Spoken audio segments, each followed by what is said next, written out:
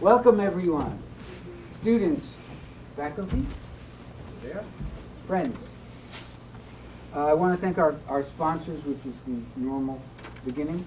The College of the Environment and Life Sciences, which is our college, College of Arts and Sciences, the Rhode Island chapter of the American Society of Landscape Architects, and Landscape Forms. They're a manufacturer of outdoor equipment and other furnishings. I also want to thank this evening's reception setter-uppers, Olivia, Emma, and Alexandra in the back. Thank you very much. It makes a big difference. Our next speaker will be in 2 weeks. Peter Trowbridge is coming from Cornell University and from a practice, Trowbridge, Wolf, and Michaels in Ithaca, New York. They have 18 employees. It's a nice-sized firm. Tonight we're very pleased to continue our 2-week tradition of having Connecticut landscape architects.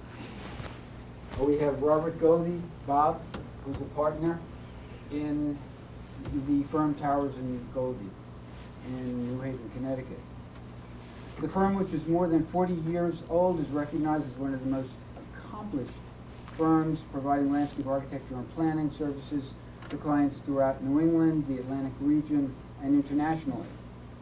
Over the life of the firm, over the life of their existence, the firm has garnered more than 50 national, state, and international awards, including 1997 ASLA Award of Excellence for a firm that is the most prestigious firm of the most prestigious award that the ASLA bestows on firms for design excellence. Robert is a registered landscape architect in, I think I counted 9 or 10 states. There's a couple more, but yeah, who's counting? And he is a graduate of the SUNY College of Environmental Science and Forestry at Syracuse. He received both a BLA and a BS in Environmental Studies. He's a Fulbright grant recipient and a Connecticut chapter of ASLA's Yarwood Service Award winner. He's taught at UConn and at University of New York, and he's lectured at the Yale Medical School and at Smith College. He's been active in the profession, and when you understand, he's provided a lot of service to this profession. He's been a trustee to the ASLA since 2009. He's a member of the Licensure Committee and the Finance and Investment Committee of the ASLA, so he's doing national service. He's been a Connecticut chapter of ASLA on its executive committee, their legislative advisory committee. He's been a juror for the awards program, active in ACE Mentor program for high school, Connecticut Building Congress, Connecticut Architecture Foundation, and more. He's been very active providing service to nonprofits and to organizations. He's led an impressive career in practice and service and is here this evening to share some of his thoughts on sustainability and practice. Will you welcome Bob Golde?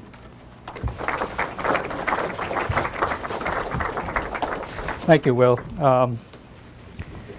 As Will mentioned, I've been in practice now for well over 30 years in the New England area, and my practice in the realm of sustainability and those kinds of issues, my practice is on the site scale. So when I was asked to come to speak to me today about resiliency and sustainability, we don't do a lot of the big picture coastal evaluation work. What we do is really practice hardcore landscape architecture on the site design level, site-specific level. So what I thought I'd like to talk to you about today is just some case studies, some examples of the work we've done specializing in sustainability. Welcome, everyone. On this site level. And in particular, Friends. one of the ways I'm I want looking to at thank it our sponsors. is this sort of balance Beginning. between wanting to College of be Environment and Life Sciences. the savior of the College world. All of College us of landscape Life architects Sciences, really are Rhode Island good people, chapter right? of the American And we Society do of want to Landscape do the right Architects, thing, and but we work Landscape Forums. for others, They're a and we are paid for our services by others who have their own agenda. So I also want to thank this sort of this never-ending evening's battle with reception yourself as set you of practice uppers, in this profession, about Olivia, wanting to do the greenest, the best thing, Emma, but and knowing Alexander. that the person you're working Thank you very for much. really Makes has a their big own difference. agenda, and frankly, they have limited Next speaker resources. So will with that, be in 2 weeks. Peter Trowbridge is coming from I'm going to Cornell talk about some University, projects. And all of and these from projects, they practice, vary by Trowbridge their will use. Some are Michael corporate, some are commercial, in some Ithaca, New are York, in healthcare, with 18 employees. and some are in the educational Nice arena. fun. The size of the sites we will will- vary we are from going anywhere to less than an acre continue our to well tour over tradition of 300. having kinetic And the landscape context will vary We from have urban Robert context Golden all the way to Feb, rural. who's a partner. But very importantly, they in have Fern similarities College with in regard to sustainability. Connecticut. And the most Firm, which is important more of than which 40 I years think old, is recognized really as a the most need on the part of the client firms providing to landscape develop architectural approaches plans, that deal with the clients climatic, throughout the New kinds of England, climatic region, changes we're and seeing, internationally. the Over the life of the variability firm, in climate, over the life specifically of dealing with their existence, the firm has rainfall, garnered more whether than it's too 50 much or too little. national, state, And so there's going to be a commonality on the projects that I'm including, going to talk to you tonight about. 1997 ASLA Really, it awarded has to do with water. firm For me, that, it's all is about the most water. prestigious And firm I think of this is one of the areas most that landscape prestigious architects award going forward that the ASLA really bestows can on excel firms in, because we are the for people design excellence. who get it. We understand Robert is water a from a registered landscape a architect. systemic or environmental standpoint. We also understand it from an aesthetic standpoint, and There's a we Uh, can couple be more, that, but yeah. that Who's counting? group of practitioners that pulls all the different parties together to deliver solutions that involve water issues. And we're not there yet, but we're getting there. So that's one of the things that these projects have in common. The other is that the clients are all enlightened, and by enlightened, I mean they understand sustainability. They're, for the most part, on the bandwagon, but they do not have unlimited budgets. So again, it's this balancing between what can we do for with the resources we have. So I'm going to start today with a project, a client that I've been fortunate enough to deal with for well over 25 years. This is a medical center up in Hanover, New Hampshire. It's actually in Lebanon, New Hampshire, just south of Hanover. And we were involved back in the mid-'80s to move this hospital from downtown Hanover, where it had completely outgrown its site, to a new greenfield site, 200 plus acres, just south of town. The site is on a sort of a broadly sloping ridge running from south to north. And together with the architects, we master planned this building so that it has a central axis running right down the middle, almost north-south, running along that ridge. And as the ridge slopes, the idea was that the building, being over 1,000 feet long, would allow entries at different levels for different uses.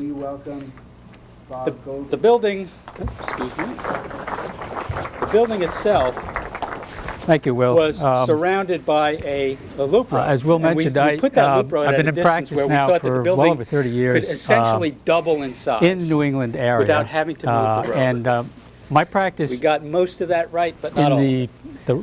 the realm of And I'll tell you about that in a sustainability minute. and But what started those out kinds as of issues, a my practice 1.1 is on million the square site foot building scale. within So about 12 years, when I was asked to come to speak did to me essentially double today in its size. And most of about that resiliency expansion and was on the back sustainability, side of the building. we on don't do higher a lot of the big buildings, more dense picture buildings. coastal But evaluation work. Essentially, What the we site do did is what it really was supposed practice to do. hardcore to a landscape limit. architecture The first project I on want to talk to the you site about, design level, this area site-specific over level. here, So which accompanied, what I thought I'd like to talk to you or was about on the tail today end is of an expansion it's just some case studies, of some this examples building of here, the a work medical we've clinic done, building. specializing. When it was designed, the charge given to us was to develop a huge parking lot that could be sold to the local planning board with whom the hospital had a terrible relationship. They were almost fighting about doing any additional work on this campus.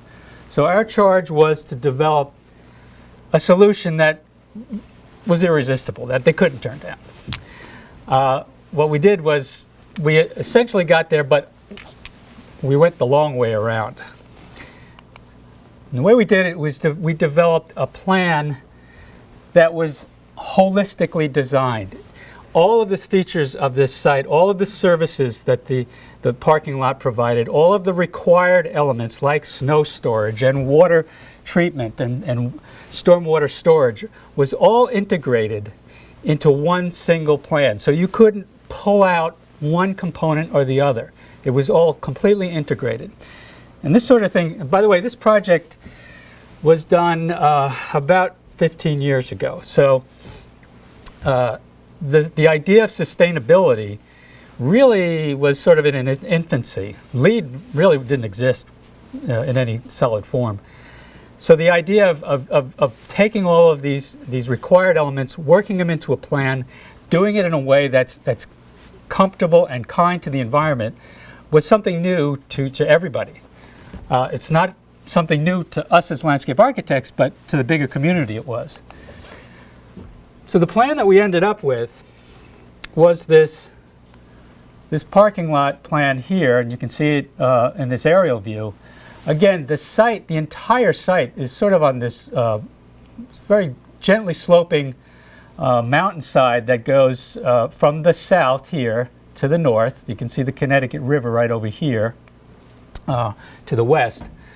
And what we wanted to do was to take advantage of that gentle slope and design a series of parking bays that sort of zigzagged down the hill. And in zigzagging, they created these large buffers. Some of these buffers were existing trees, like this group here and this here. Some of them were open pasture. This was a farm, essentially, before it was turned into a parking lot. And the idea here was to create these large buffers that obviously broke up a very large 1,000 car parking lot. And this was the largest parking lot that had ever become before this planning board at one time. So getting their arms around the scale of it was a little difficult for them. So as the parking lot zigzags down, it does that in a way that we could grade it at a very, very shallow pitch. So it is sheet drained across the parking lot and then pitched lengthwise. And the intent there was that we wanted to develop, instead of creating a huge detention basin, remember 1,000 cars is a lot of pavement. And this was well before the idea of permeable pavement ever existed. Taking all of that stormwater, the traditional way would be to create an immense detention basin and storing the water there. Instead, what we decided to do was to have this shallow slope adjacent to the parking and create very broad swales, vegetated swales. Those swales were almost level. They were about a 1% pitch. And the idea was that we could store a tremendous amount of water in those swales. Look at the linear footage of perimeter we have here. Multiply that by about a 6-foot wide swale, and you've got a tremendous storage capacity there that really is not apparent to anybody. It's just a swale. It's vegetated so that as the water travels along that swale, it treats the runoff.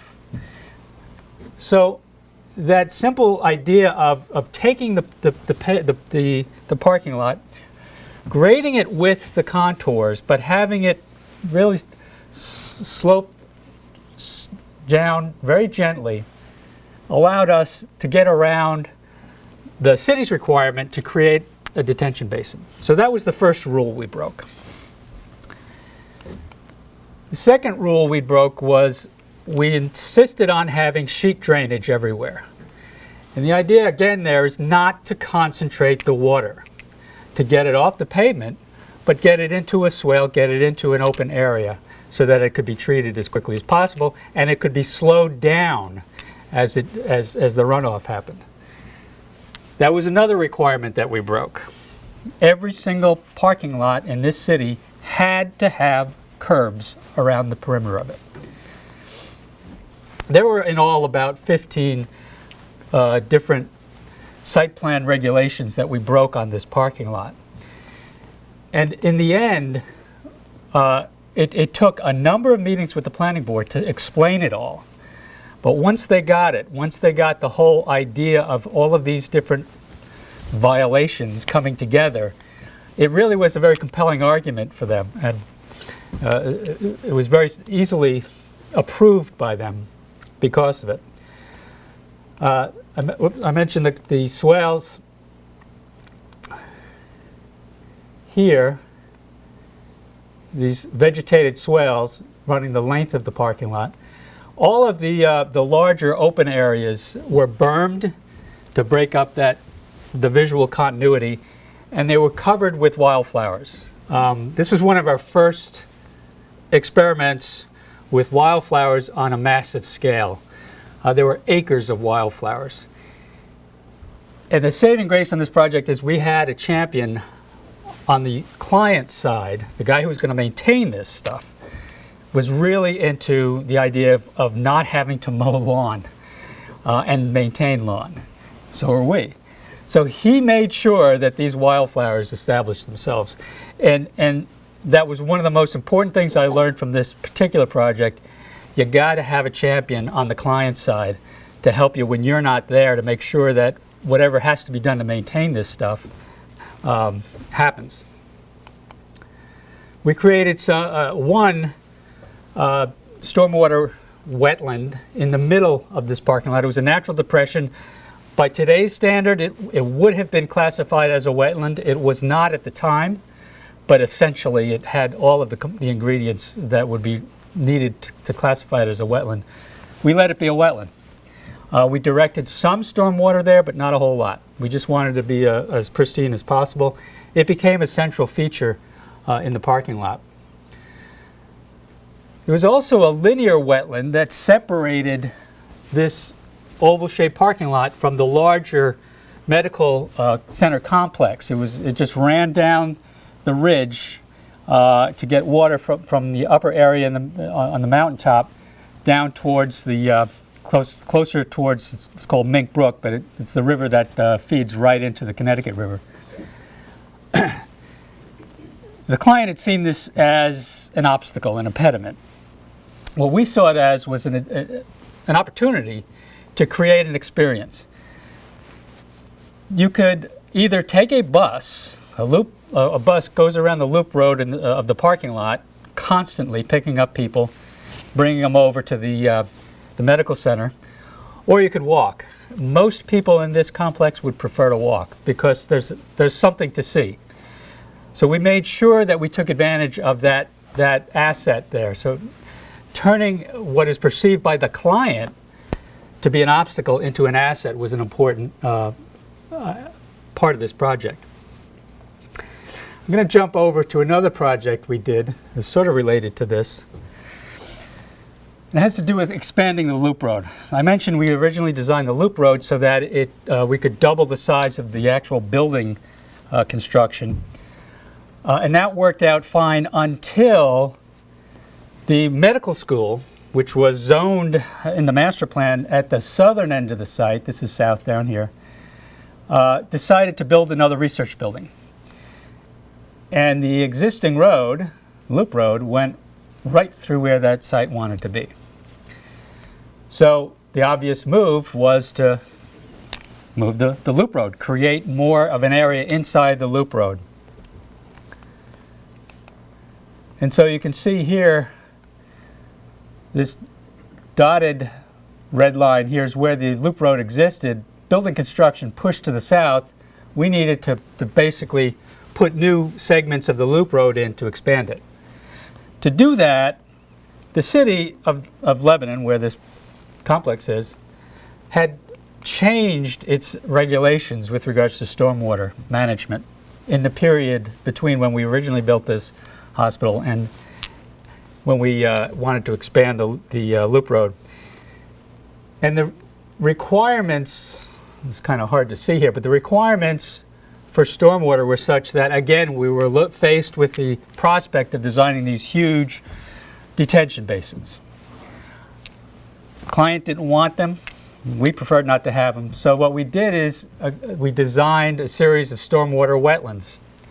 And we sized those wetlands such that they could handle not only the water from the roads, which is what the city would be requiring, because we were building a road, they would want us to handle the runoff from the road. But this entire parcel here, here's this dotted line here is where the existing hospital ended. This entire piece here, about 13 acres, had been master planned for moving the entire Dartmouth Medical School eventually. Now politically that hasn't happened and it may never happen. But what we decided to do is to size these wetlands to handle the amount of impervious surface that we anticipated if all of that construction were to happen. So they handle a tremendous amount of, they can handle a tremendous amount of runoff that really doesn't exist today. This is the wetland on the east side that was designed. Oops, excuse me. We did a lot of grading studies together with the civil engineer. The civil engineer was sort of an old school guy. Very talented people, really dedicated people.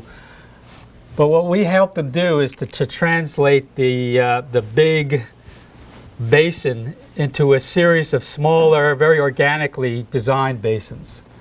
So what you see here is that complex of treatment wetlands. The main discharge happens over here, goes into a settling basin, goes underneath the loop road, comes into another basin, and then it sort of zigzags down the slope to a series of other basins. Now keep in mind, this is on the side of, this is not a flat Rhode Island type of a landscape. This is on the side of a hill that sloped at about 5%. So to be able to get water to move down these wetlands slow enough, we had to really contour these channels and zigzag them back and forth, and then calculate the volume of water that could be stored in them. After we did that, we then took the wetland plan and developed a series of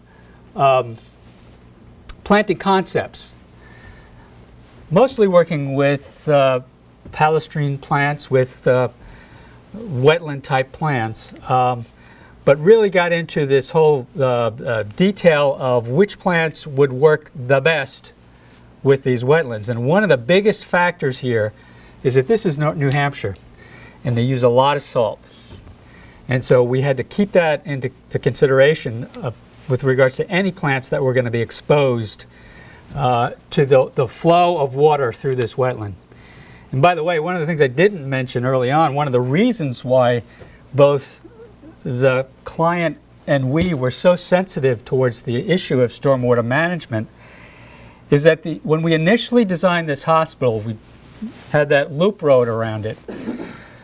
The civil engineer at the time had a philosophy that he collected the water in pipes in the parking lots and off the roofs, but then he wanted to distribute that water.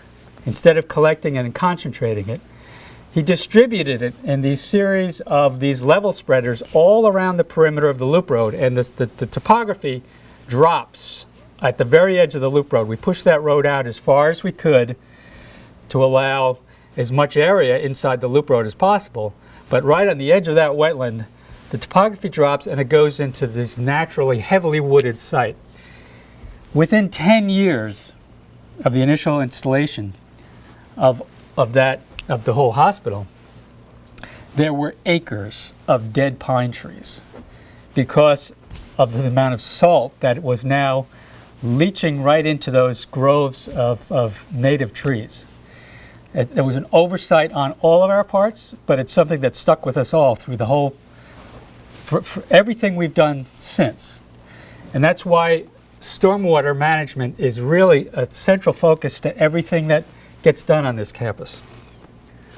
So, having designed the wetlands, from a hydrologic standpoint, having selected plants from an ecological standpoint, we set to developing a planting plan that worked from an aesthetic standpoint. And the location of these two wetlands really we didn't have a whole lot of options, because they were at the lower end, obviously, of the work that of the road work and the anticipated building expansion. It had to be to get the water to drain there. And there wasn't a whole lot of opportunities to put these basins elsewhere. So they were where they were because they had to be there from a topographic standpoint. But fortunately for us, they happened to be at the exact spot where as you enter the campus in a vehicle, whether you're coming on one road or the other, you first see the building. So they become an aesthetic asset to anybody entering this site. Now, think of it, if you've ever gone to a big medical center for any kind of a procedure, you're probably not feeling great, you're probably worried, you have your mind on other things. The last thing you want is a series of complicated structures to look at, difficult wayfinding. What we're trying to do here, what we tried to do, was to really slow down the arrival process and create that breath of fresh air to allow the patients to really sort of calm down as they entered into the building. And by the way, this building right here is a parking garage. It was the first garage they built on the campus, and when we were working on that project, the aha moment came when one of the client's facilities people told us that about half of the people that are coming to this garage for the first time are from rural New Hampshire and have never been in a parking garage before. So that thinking that you're dealing with people who really do not want to be confronted with confusion, that sort of led to this idea of utilizing these wetlands more as an aesthetic, as sort of a breathing space for arriving visitors.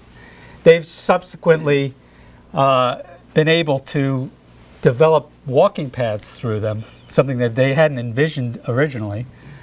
So they are now used by employees on their lunch break. This is one of the wetlands right after they were planted. And within a year, these things just take off.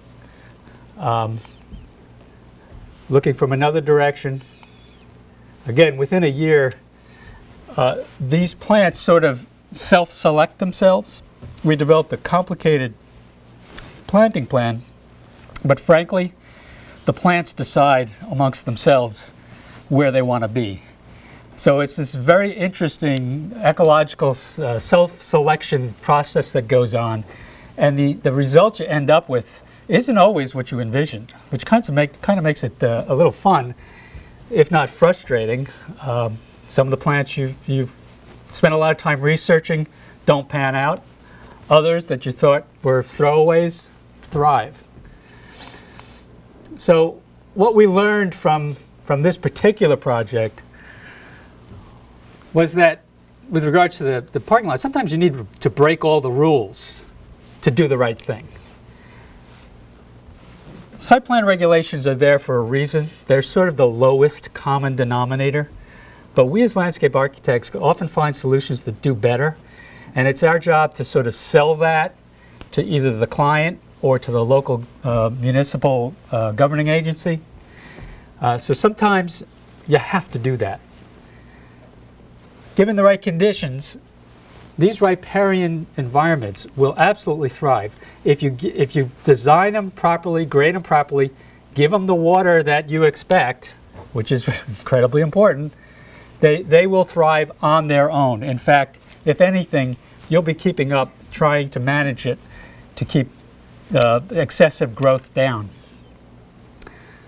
Don't underestimate the potential aesthetically for these structures. They are not just technical features.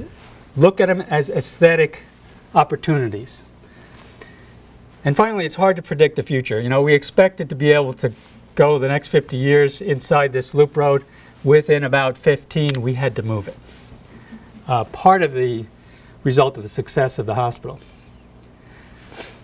The next project I want to talk about is in New Jersey, in an existing office park. It's actually one of the only office parks on the East Coast that has its own station on Amtrak. This is Metro Park.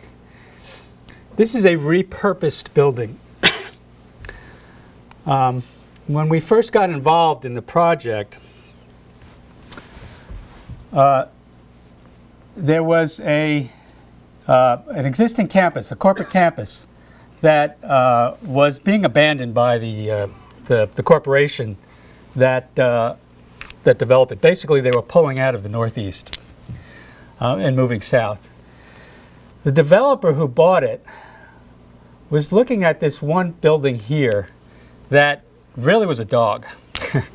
It was an ugly building, and his idea was he wanted to turn that building around, turn it into a Class A office space, and then use that as a jumping off point for master planning this whole site into a very dense urban feeling site.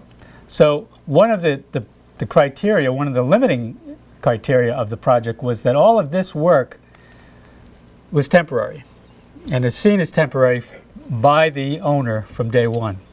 So whatever solutions from a landscape standpoint we came up with had to be pretty thrifty. So here's the building that they bought. Pretty ugly 1980s building. Got a kind of a weird angle sliced off here. The architect actually took that and played off on it. But their idea was to basically gut this building, strip it down to the steel and concrete, and then to sort of re-envision it. And this is the concept they came up with. They added a section of the fourth floor that created this roof, this roof on this large urban plaza underneath, and that plaza served as the entry plaza. And it was held up by these beautiful arbor columns, they were called. Basically, they're very organically appearing steel columns. On the lower level,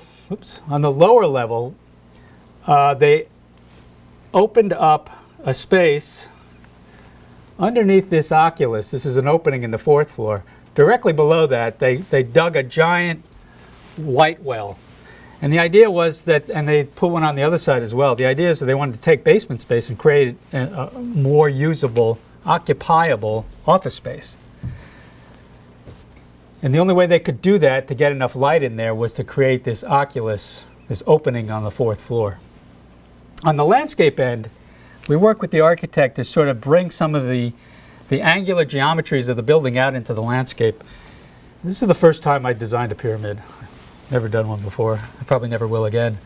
But the whole idea here is to create a vocabulary of angular objects that mirrored a lot of what was going on the building. You see this angular truss here that holds up the fourth floor. That became very evident in the facade and of the finished building. So those kinds of the odd angles we picked up on and carried them out into the landscape. The pyramid here was an object that was intended to separate the arrival area of this building from an existing building across the way that wasn't owned by the developer and wasn't controlled by them and really wasn't that great looking.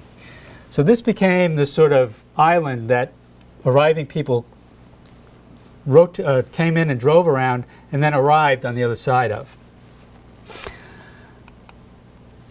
So that's the finished effect. The architect used this beautiful wood on the underside. And by the way, this was a LEED Platinum building. It was a goal from day one that it be a LEED Platinum project. So what that meant for us in terms of landscape was we had to be careful about what plant material we selected and minimize irrigation, and there was a lot of landscaping. This is that lower sunken courtyard developed on the lower level. This is actually a bridge that brings people across to the lobby from the parking lots. This lower level ended up being one of the more heavily sought after spaces in the entire building. So in terms of landscaping, one of the big features that took up an awful lot of area were was this buffer between two parking lots. And this buffer really was developed to be a series of berms. Very simple earth form. They used soil that came out of that lower area here. There was a lot of soil that had to be taken out, not only to build that light well, but also there was a lot of unacceptable structural soil that had to come out of this area. So we used that to build these vertical features that added interest to the landscape between the parking lots. And then we covered those angular berms with two kinds of seeding. One was just strictly native grasses, which, by the way, are not the easiest thing to establish from seed. And the other was wildflowers. And the intent was to take individual facets of these berms. These are, again, they're angular berms, almost similar to the pyramid, but earthen berms. And to plant different facets of the berms with different types of seed mixtures. So that on one side you'd have wildflowers, and as you went around the other side, it would just be this nice even pattern of tall native grasses. That was the concept. In reality, what we ended up with was a series of berms, but the difficulty of hydroseeding, hydroseeding is not terribly accurate. It was the only way, economical way that this berm could be seeded. So the difficulty of applying the seed together with the fact that once you seed an area like this, you get a lot of cross-pollination, cross-growth. It became very difficult to manage that crisp differentiation line between strictly grass and strictly wildflowers. In short order, it sort of transitioned to a very uniform, essentially a heavily grassed berm. But the shapes of these angular shapes at pedestrian level were still recognizable and still picked up these angular pieces of the structural grid on the building itself. So what do we learn from this one? You can have a lot of fun with dirt, and you can create a lot of interesting character just by moving earth around in interesting ways. It's perfectly sustainable, assuming you have it on site. By covering it with grass or wildflowers or any kind of a low maintenance situation, you can have a very sustainable, very interesting landscape over a very large area. But you have to keep it simple. You can't get too fancy with different types of mixtures of seeding. Next building I want to talk about is a roof deck plaza project that we were involved with recently. This is the Phoenix building in Hartford. It is one of the icons of the 60s. It is a modernist building, and these buildings, many of these modernist buildings were basically designed as towers that sat on a wide plinth, a podium. And that podium was often 2 stories high. It was above the street level, and that podium had a plaza on it. And in a classic modernist sense, it was a very crisp, paved area. Very little in terms of landscape. It basically was a plate on which the building sat. This was also known as one of the first 2-sided office building. There are only 2 facades to this building. They bow out in the middle and they come together on both sides. It's not a terribly efficient building from a floor plan standpoint, but it's a pretty cool building to be inside. So, this building was designed and built in '63. It's already had 1 plaza renovation in the '80s. Had to replace the original stone. It was all granite paving. They replaced it with brick and repaired some leaks. Up until about 5 or 6 years ago, that did the trick. Then they started to get some pretty serious leaks in the structural slab. And underneath this level, this plaza level, is occupied space. There's office space underneath there. So that became a real problem for them. So we, working with an architect that does a lot of water enclosure and waterproofing issues, we did some investigations. They found out what the issues were. It was just basically determined to be terminal, to the point where everything on this plaza had to be removed right down to the structural slab and then rebuilt from there up, starting with the waterproofing. We didn't get involved in anything that was below essentially the pavement level. So the waterproofing, the protection board, all of that stuff was done by an architect. We like to stay away from things that we don't know about. So, but we do have a very good relationship with this architect, and they didn't want to have anything to do with the aesthetics part of it. So they called us in to help them develop plans for the renovation or the aesthetics of the plaza. And frankly, one of the thoughts was just put back what was there. It's a modernist icon. Why would you mess with it? Just put flat paving back. We managed to convince them that things have changed since 1963, and there are ways to be referential to the original building design without going back to reverting to the brutalist, the modernist aesthetic. So what we developed was a plan that had a series of planters on 2 edges of the plaza. This is the building here. This is actually a sunken plaza that is a floor below and it's really used for a outdoor eating area. The cafeteria is right below here. It wasn't part of this our original project. So this area here minus this was the project.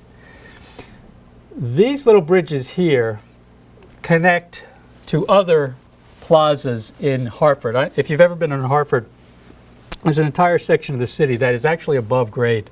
It was designed that way from the 60s. And you can get from the main street in Hartford all the way over to the Connecticut River by going from one plaza to the next and going across these bridges and not being at street level. So in essence, this is a public way.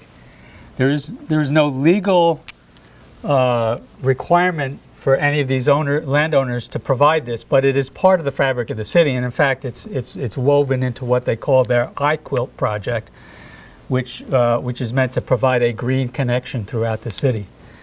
So we identified a public zone on the north and the east edge of the plaza, And then everything beyond that, the owner would rather that be more of a private area, but more importantly, a non-occupied space, a green roof. Frankly, the only way we were able to sell this plan to the client is that we ran a series of cost alternatives. And we found that it would actually cost more money by quite a bit to replace the hardscape that was existing previously than it would to provide a green roof. Frankly, that was a revelation to me. I thought that was a great thing to know. And it really was the thing that allowed us to sell a green roof to a client that hadn't gone there before, was interested in the sustainability model. They're pushing it in their publications and such, but when push came to shove, honestly, it was the cost thing that really swayed this project. So we ended up planting, I don't know how many tens of thousands of plugs of sedum in this yellow area. I think it was about 45,000 plugs. And then what we wanted to do was to layer the landscape. So there was some degree of vertical difference, and it wasn't just this one giant acre-and-a-half flat plane of sedum. So as we got away from the walkways, which are on the inside here, we planted plants that got higher and higher, so that by the time you got to the edge, a lot of these grasses, these are the Carl Forster type grasses that grow up about 4 feet or so. And the intent was that they completely obscured the edge of the plaza. As you walk along the inside, all you can see is these green plants. And that there was the intent was to make it just look like a green field. So here you see what existed before. This is the 1-year resultant condition. One of the things you'll notice is that the sedum was having a hard time filling in. It's still having a hard time now. I am happy to see all the snow that we've had this winter, because it means that's all covered by what they call poor man's mulch. And we're hoping that the snow cover is really going to give that sedum a good shot in the arm, so that as soon as it all melts in the spring, it'll bounce back quickly. But the sedum, frankly, has been one of the more disappointing plants that we've used here. This little guy here, by the way, is an inflatable robot that was part of this is a children's museum, and they have different exhibits that show up. And we didn't appreciate the fact when we started this project that this guy is one of a series of different inflatable things that they have on a rotating basis. The one that's there now is this Egyptian head that pops up. It looks like Kilroy was here. That's been the replacement of this. We're trying to get rid of that guy. We're going to Photoshop him out of this picture, but just goes to show you some things you just can't help. So this is a view looking in the other direction. Again, the idea here is just to soften this plaza. Besides the obvious ecological benefit, the waterproofing consultant we had has done some studies, and he's estimated that the planting on top of this roof is actually going to add about a decade of life to the waterproofing structure below. Just that buffer, so that it's not sitting directly under paving. It's not getting de-icing salts. No, it's just going to be that much more of a beneficial element to the whole roof waterproofing composite layout. This is the view looking towards the bridge. This is the bridge that goes over Interstate 91 to the river recapture project, the Adrian's Landing project that Carol Johnson's office did about a decade ago. So you can now get directly over to right down to the river by going along this path here. And again, this shows the intent of creating this buffer between the public zone and the corporate zone, or the more private zone. we were limited on the size of the trees by the depth of the soil. And we're also limited by the weight of these trees. One of the things that we found in this project that really has resonated with me is that when you do with renovation projects, when you put green roofs on old buildings, the biggest constraint to doing a green roof is the structural ability of that building to hold up the soil. No client is going to go back and retrofit the structural capability of a building so that you can put a green roof on it. So a lot of the analysis work we do with, well, we don't do it, but the engineers and architects we work with do, is to ensure or to know how much soil can be put on a roof before we even start doing any designing. There's no point in doing a design unless you're sure that you can do something robust. Again, that buffer. So lessons learned from this this project. As opposed to hardscapes, green roofs can actually be a more economical way of redeveloping a roof. And that was a really surprise to us. Soil weight is critical on a project. Figure that out first. And initial plant establishment is key. We are still struggling with this now, and the project's been done about 2 years. The sedums, we made a change, value engineering change, to go with plugs instead of potted plants. And we're paying for that now. It's going to take at least another year for that sedum bed to grow in adequately. Next project is another office building down in Virginia. This is Tyson's Corner, which Tyson's Corner Mall, it's one of the first luxury malls in the country, is right over here. This whole sector of this town was developed as a corporate park back in the late 70s. And this particular site, or precinct they call it, it's about 15 acres. And it has the benefit of being located about 250 feet away from where a metro stop was planned. The metro in D.C. was being planned to be extended out to Dulles Airport, and it came right by this site. Frankly, I don't think it was an accident. But the city and the metro had quite a bit of forethought here, in that to drive ridership on the metro, to make it worth the investment they were putting in, they actually relaxed the zoning standards for sites that were within a certain critical distance, a walking distance, of a metro station.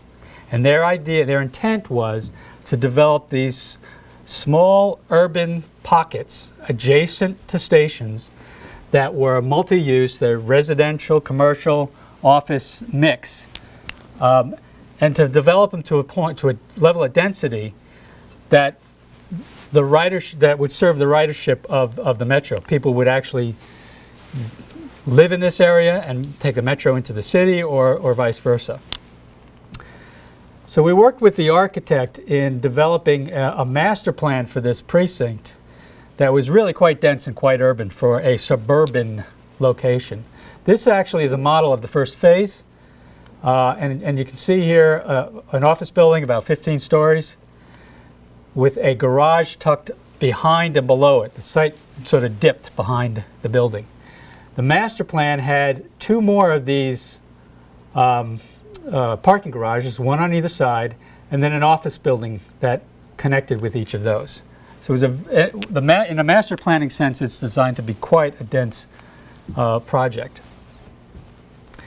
This was our schematic plan for the public areas. And the program included a public amenity. The county wanted a public park as part of this project. A smaller private bosque, we call it. It's really a garden that actually is over a structure. It's over the receiving dock for this building. There was a tunnel that was designed that went underneath here, serviced this building, would be able to service the next one and this one as well. underground so that there would be no visual connection with any of the users of the building itself. A very urban, very sort of European paved court, arrival court, was part of the project. And about halfway through it, the owner threw in, this wants to be a LEED Platinum building. So at that point, the architect scrambled from a mechanical standpoint and a lot of other standpoints. From our standpoint, we had to reevaluate all of the planting and call in a consultant for irrigation. Low water demand plants can only go so far, particularly in DC. A building of this level, this is a very high-end office developer. He likes things to look really nice because his tenants like things to look really nice. So to have everything just wildflowers wasn't going to fly on this particular project. So what we did is, as I mentioned, we re-looked at the planting plan and we had to rezone the whole site from a planting and an irrigation standpoint, with the priority areas getting more irrigation and the low priority areas getting little or no irrigation. One of the LEED credits that were being sought was all of the irrigation credits available, which required that no potable water be used. Couldn't take any city water. So this zoning map allowed us to calculate the amount of irrigation water that would be needed based on an assumption that in this area here we do normal drip irrigation. In this area here, we would do a much lower level of maintenance of irrigation. In this area here, we do none. That cut the demand considerably. This is a chart, it's kind of fuzzy, that was used to do the calculation and compare the relative use of water. The benchmark was a building they just finished recently, and they being the developer, their offices were in this building. It was a LEED Platinum building, low use irrigation system, and they were very proud of this irrigation system because it met the LEED Platinum requirement. Supposedly no potable water was used. We couldn't figure out how they were doing that because their irrigation tank was only 6,000 gallons. We calculated, our irrigation consultant calculated that we would need closer to 200,000 gallons of water a month to keep the plants green. So something didn't work out in our minds here, and we couldn't convince the client that something wasn't working out until we spoke to the manager of the building, the LEED Platinum building that they were in, unbeknownst to the client. And he said, "Oh yeah, I have a garden hose. I just dragged it out from the spigot, and I have that thing connected to the water tank, and that thing runs almost 24 hours a day filling up the water tank." A pretty blatant violation of LEED. Owner didn't know about it, but he had a really nice green lawn. So we went back and said, look, if you really want this LEED Platinum and you want your plants green, you're going to need a pretty damn big cistern. We calculated we need about 170,000 gallons. They said no way. We ended up putting a 100,000 gallon tank in the drawings. And the irrigation consultant is really quite concerned about that. The 170,000 gallons is the amount of water that they think that they need for 1 month of watering. And his assumption is we have a month-long drought. We want to be able to water the plants. In actuality, it doesn't really work that way based on the method of water generation we're using. We had thought initially we were going to collect surface stormwater. That has its own issues from a health department standpoint. You have to, if that's water in an area where there are vehicles, you have to cleanse that water somehow before you store it and then reuse it. What we decided to do instead is to use the chillers on the roof, which in theory, if it's hot out, it's humid, those chillers are going to be running full tilt in the summer. Whether or not there's a drought, they're going to be running full tilt. They're taking the air from the building. Bodies that are in the building are producing water vapor. They're taking that water vapor out of the building, they're condensing it, and they're just, if we don't collect it, they're just going to dump it into the sewer. So we're collecting that condensate from the chillers, and they've calculated with the MEP engineers that we could generate more water than we need for the irrigation. The key thing is being able to store it. So that water is constantly generated by the chillers, and it's constantly used by the irrigation system. So the idea is you don't really need a full month's worth of irrigation water. Irrigation guy is still concerned about it.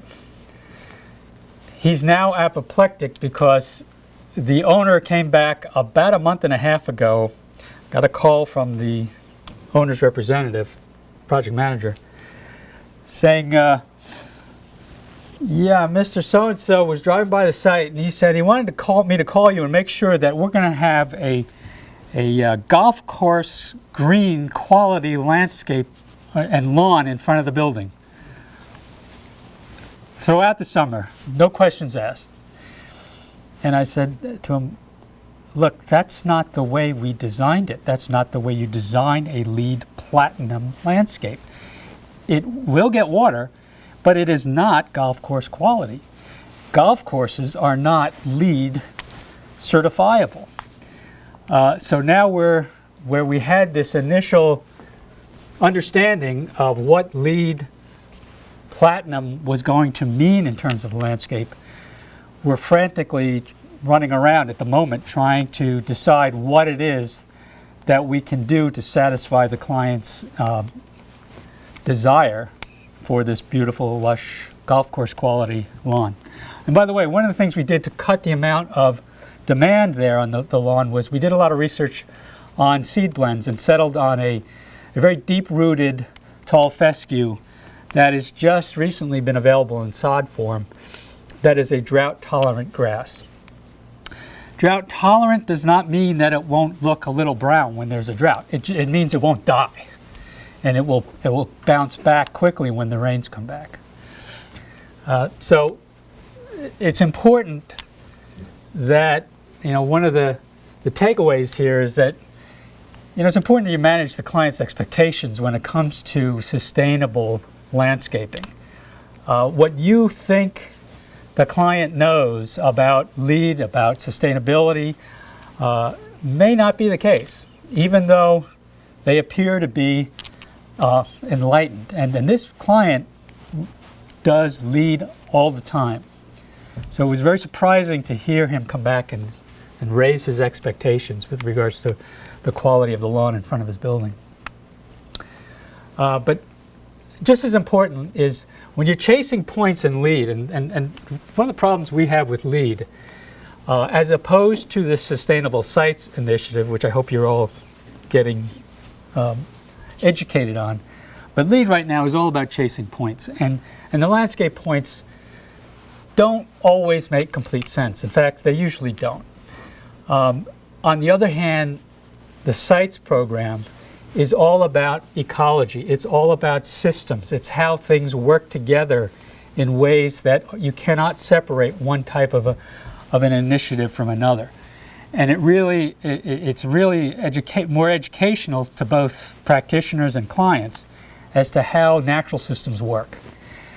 LEED has nothing to do with that at the moment. So it's just my commentary. We're going to jump quickly to community college in downtown New Haven. This again is another LEED certified project.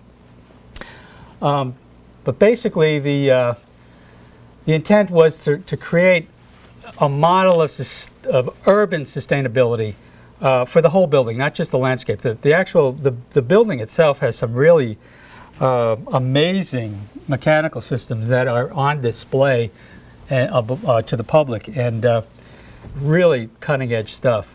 From the landscape standpoint, there really wasn't a whole lot of the site available to us. This is the building. It's on 2 blocks. It's actually connected across the block by an atrium that creates a bridge and runs across the through street, and it extends all the way up to the roof. And then there's a staircase in that runs from street level up to a 3rd floor, what's called a Skyview Terrace. Behind the building is where most of the social spaces are. A very thin, long space, and it's programmed. There's an outdoor plaza that's adjacent to a community room. There's a play area that one of the program components of the school is early childhood education. And so there's a play area where the students observe kids playing. And then finally an area down here where we designed a rain garden that handled all of the stormwater given off by the entire building, essentially the whole 2 blocks. The terrace, just quickly, the terrace was meant to use all very hardy, sustainable materials, not just plant materials, but building materials as well. We didn't get fancy at all. We used a lot of recycled material. We used grasses, sort of bulletproof stuff, expecting that as a community college, this wasn't going to get a whole lot of maintenance. The sad part about this terrace that everybody loves is that the president's office is immediately adjacent to it. When the building was first opened, everybody flocked to this terrace. They loved it. The president didn't like all the noise outside of her office. The doors have been locked since the 2nd week that this building opened. And you have to go through the president to get to the terrace. It's very sad, but perhaps the lesson here is that in programming where the president's office was, it shouldn't have been put next to this terrace. But basically, it's not used by anyone except for receptions and public events. Really sad. The main space that we worked with is this slot between the building here and a Paul Rudolph garage, a really beautiful, classic, brutalist concrete structure here. One of the neatest garages I've ever seen, but kind of dated, if you will. Not a very attractive space from a solar point of view, but we were able to really zone it with the adjacent uses inside the building so that we broke up this long linear space into smaller use spaces. The most interesting of which I think was this rain garden that was developed, as I mentioned, at the southernmost portion of the site. And it was designed so that it would handle a 5-year storm event. In this, there were sort of 2 tiers of curbing that confined the stormwater. Most of the stormwater events would just filter into this gravel below. Here's a detail. The stormwater discharged into a settling basin and then filtered its way out. New Haven is fortunate in that it's basically sand. All of New Haven, downtown New Haven, is on sand. So filtration works really well.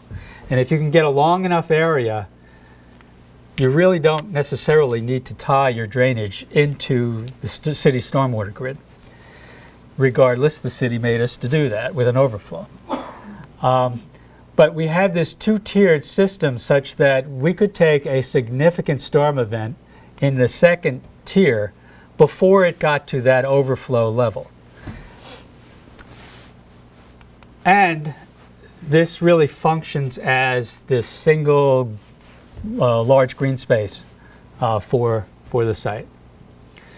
So the takeaway here is that it is possible on really tight constricted urban sites to really design something attractive that is meaningful in terms of handling stormwater. The final project I wanted to show you is a building we just finished about a year ago on the UMass campus in Amherst. A science lab building on a site that's basically cut into the side of a hill. Just to give you some orientation, here's the Connecticut River.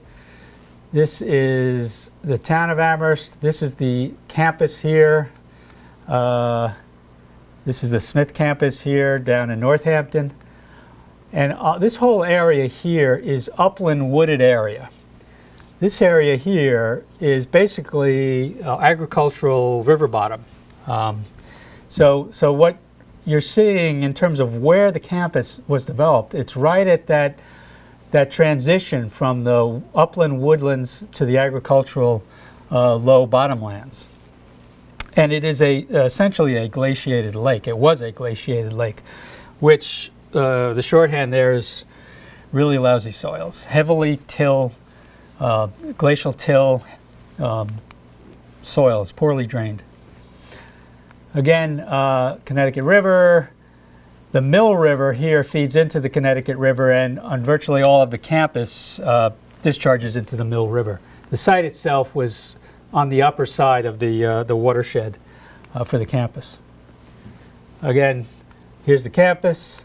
This area is more of the native forest, a lot of residential being carved into it, and then the agricultural bottomland. The site itself here was actually is the terminus of what's planned to be a pedestrian link between the arts area on campus and the sciences. These are all existing science buildings. They actually spill across the main road to this area here. But this area here is now called Stockbridge Road. It is a road. It's planned to be turned into a pedestrian linkage, and the building we were working on is at the terminus of that linkage.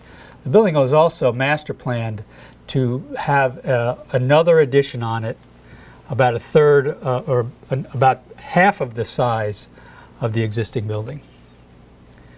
So this shows the study that we did initially for this pedestrian linkage from the arts area over to the science area.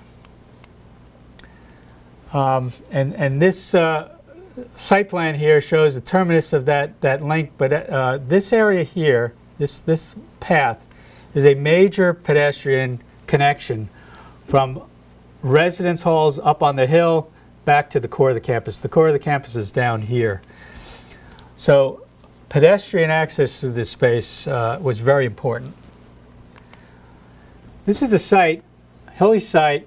There's about a 30-foot change in grade on this site, from the woodlands down to the lower parts down here. There was an existing amphitheater space connected with the existing science buildings. This is that pedestrian path that links over to the core of the campus. And one of the things that we found early on when we looked at the site was that there was a lot of seepage coming out of the embankments that were there. To us, that meant that there was a lot of groundwater. The building, a big building, was going to cut off that groundwater. Well, we saw that as an opportunity to really take this science building and to have a dialogue about water. See what we could do about whatever groundwater that was cut off, somehow celebrate that groundwater, bring it around the building, bring it through the building, under the building, I don't know, and to weave that into a story of hydrology, a story of water. So here's the building on that same orientation. The hill up here drains in this general direction. There's two sides of development to this building I'll get into in a second, but the front side, which is adjacent to this circulation path here, we really zoned as the area we really wanted to celebrate water. We wanted to celebrate stormwater, just hydrology in general. So the building the site plan for the building became this this allegory about water. And when we say water, we don't literally always mean water. A lot of times we'll do these dry riverbeds that sort of are evocative of water. There's not enough water to create a stream here. We didn't have the intent of having pumps and that sort of stuff to create a running stream. But we wanted to highlight the importance of water. We also wanted to have some kind of display of water during a storm event. We worked with Niche Engineering on the project. They're out of Boston. They're fantastic engineers. They get it. In terms of sustainability and stormwater, they're the people that really are the go-to people. And they developed a quick understanding of the hydrology of the site and where water is coming from and where it wants to go. This is the building site here. Initially, there were some detention basins uphill of the building. They wanted a detention basin right in front of the building because they needed to store any water that was going downhill to intercept it from getting into an area here. This is where the campus center of the is right now. It's a fairly large building. It floods a lot because it's in a low point. So we wanted to be able to hold water on the site. Any runoff, discharge from the groundwater, we wanted to be able to hold that on site. So the area that was in front of the building and adjacent to that pathway became the obvious place to do that. And so what we developed were these series of weirs that were connected by gravel stream beds. Not all of them are functional. They are, for the most part, overflow features from underground detention basins. The detention basins really are there to hold the water, to recharge anything that can get back into the groundwater. Remember, it's glacial soil, so there's not a whole lot of infiltration that's possible. But whatever could get into the groundwater, we left the bottoms of those things open to be able to facilitate that.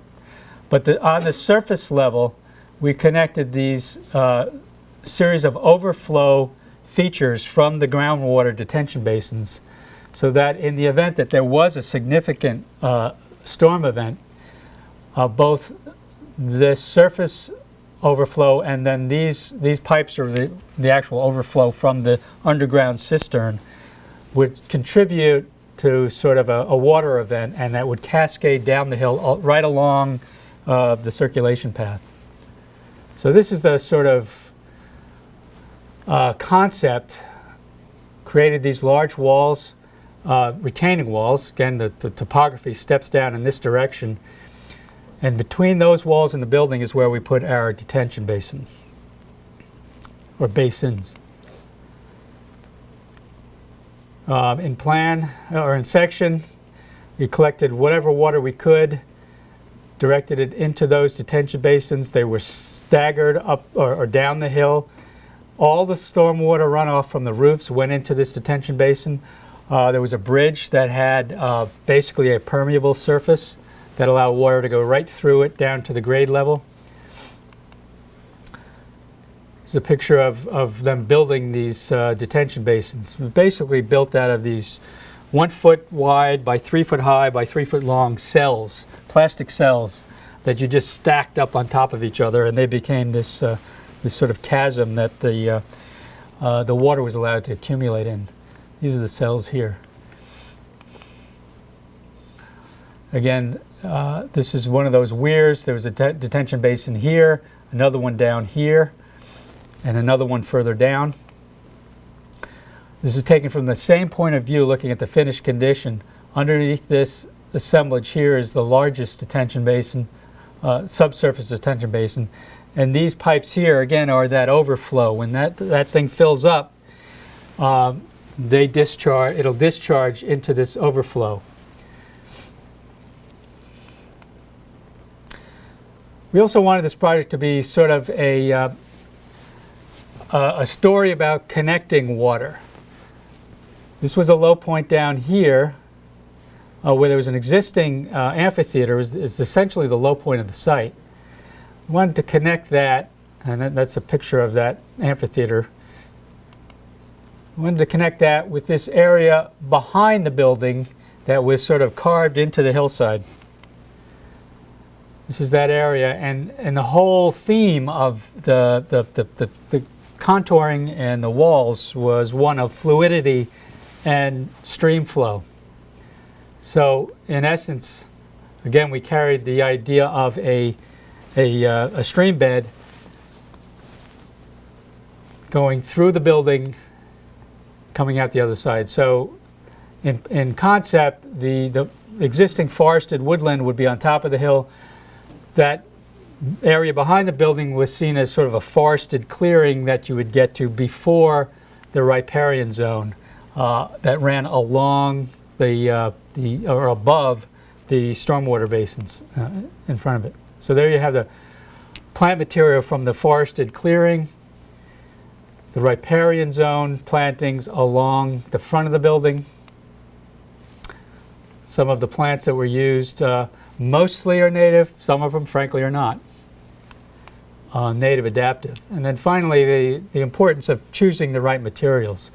We actually, this is the grill of the bridge, the pedestrian bridge that sort of spans it on top of the riparian zone, and we wanted that to be permeable. So we found a manufacturer that had a grid system that had a honey locust pattern, and interestingly enough, we used a lot of honey locusts on the campus. So materials choice makes a difference. So the lessons learned here is really, you shouldn't be shy about really celebrating water. Make your project tell the story of water, because it is something that everyone needs to focus on. As I said in the beginning, water is really where we landscape architects are going to focus a tremendous amount of our time in the coming years. The more we can embrace it as soon as possible, the sooner we should do that. So I'll end on that.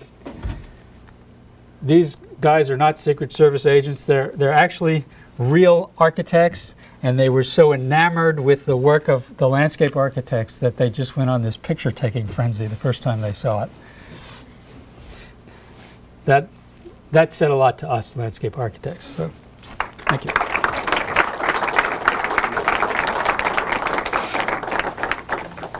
Any questions?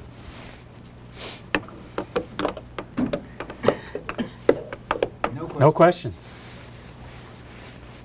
I have one. That stuff at UMass, you designed it. Did they build it exactly to the plans that you had given them? Pretty much. Certainly from the engineering standpoint, they did. Niche is pretty exacting in their calculations and the way they design stuff. From a landscape point of view, a lot of the materials we used were native. We used a lot of rocks from the site, and there were actually two different types of rock formations, and so that a lot of the placement of rocks and the kinds of rocks had to be sort of worked out in the field. So to that extent, the exact configuration of the stream beds and placement of rocks and stuff, a lot of that was done in the field. But the planting plans, in essence, they were pretty much all worked out beforehand. Any other questions? You said that the cost of the green roof that you guys developed, it surprised you that it was so, I guess, cost efficient Yes. as opposed to the other one.